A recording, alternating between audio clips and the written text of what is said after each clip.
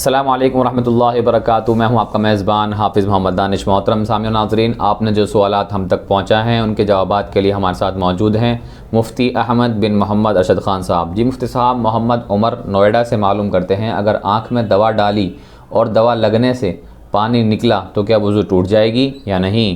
بسم اللہ الرحمن الرحیم، حامدا و مصلیا و مسلما، اما بعد۔ یاد رکھنا چاہیے کہ جن چیزوں کی وجہ سے وضو ٹوٹتا ہے وہ بنیادی طور پر دو چیزیں ہیں۔ ایک تو یہ ہے کہ آدمی کے جسم سے کوئی چیز نکلے، مثال کے طور پر پیشاب ہے، پاخانہ ہے، یا یہ کہ ریح ہے، یا یہ کہ کوئی چیز انسانی جسم پر طاری ہو جائے، جیسے نیند ہے، اسی طرح بے ہوشی ہے، یہ چیزیں انسانوں پر طاری ہوتی ہیں۔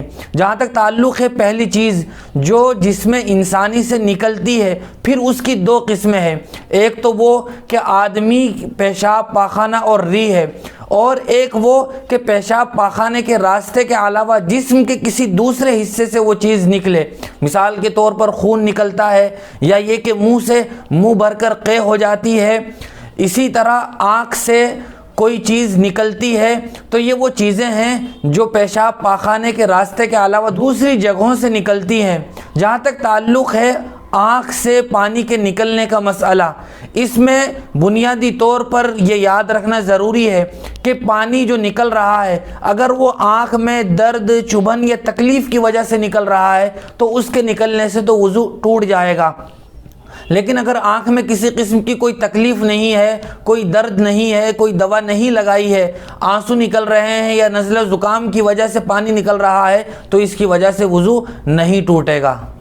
عبداللہ بھائی شاہین باغ سے معلوم کرتے ہیں، نماز میں اگر سورہ فاتحہ کی کوئی آیت چھوٹ جائے تو کیا سجدہ سہو واجب ہوگا یا نہیں؟ جی ہاں، فرض کی پہلی دو رکعتوں میں اور سنتوں، نفلوں اور وتر کی ہر رکعت میں سورہ فاتحہ کا مکمل پڑھنا واجب ہے۔ اگر کوئی ایک آیت ہی نہیں بلکہ سورہ فاتحہ کا ایک کلمہ بھی چھوٹ جائے تو نماز میں سجدہ سہو کرنا واجب ہو جائے گا، کیونکہ مکمل سورہ فاتحہ پڑھنا واجب ہے، اور واجب میں کوتاہی کی وجہ سے یا چھوٹ جانے کی وجہ سے سجدہ سہو واجب ہوتا ہے، لہذا مذکورہ صورت میں بھی سجدہ سہو واجب ہوگا۔ پرویز بھائی اوکھلا سے معلوم کرتے ہیں، کیا نابالغ بچوں کے لیے بھی ایصال ثواب کر سکتے ہیں یا نہیں؟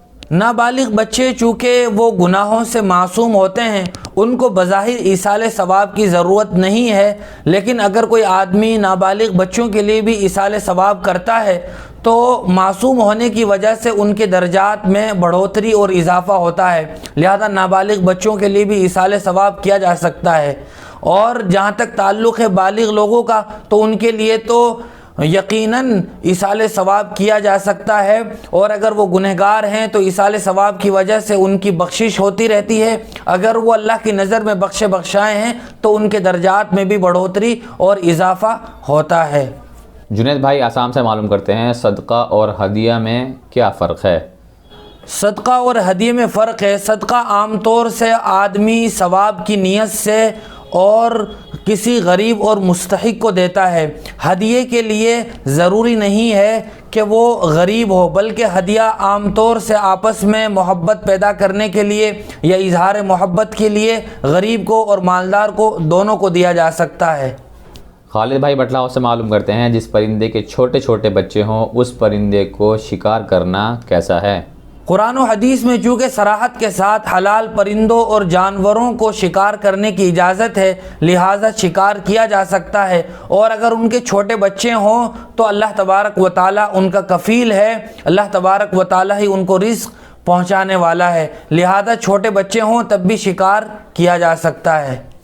ایک خاتون کا سوال ہے، میرا شوہر 3 سال سے میرے پاس نہیں رہتا ہے اور نہ ہی مجھ سے بات کرتا ہے، تو کیا میں دوسری جگہ شادی کر سکتی ہوں یا نہیں؟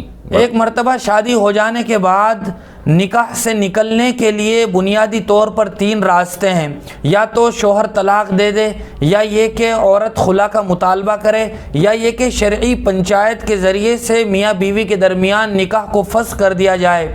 جب ان تینوں راستوں سے کوئی راستہ نہیں پایا گیا بنیادی طور پر الگ ہونے کے جو طریقے ہیں ان طریقوں میں سے کوئی طریقہ نہیں پایا گیا۔ چاہے شوہر پھر بیوی سے 10 سال بھی الگ رہے تو صرف الگ رہنے کی وجہ سے بیوی اس کے نکاح سے نہیں نکلے گی، لہذا دوسرے مرد سے بھی کسی ایسی خاتون کے لیے نکاح کرنا جائز نہیں ہوگا۔ بہت شکریہ مفتی صاحب آپ کا۔ اسی طرح کی مزید مسائل کی جانکاری کے لیے آپ ہمارے دار ارقم یوٹیوب چینل کو سبسکرائب کریں، ویڈیو کی نوٹیفیکیشن کے لیے بیل آئیکن کو پریس کریں، ویڈیو کو لائک کریں، صدقہ جاریہ کے نیت سے ویڈیو کو شیئر بھی کریں اور اسی طرح اپنے سوال ہم تک پہنچاتے رہیں۔ جزاک اللہ۔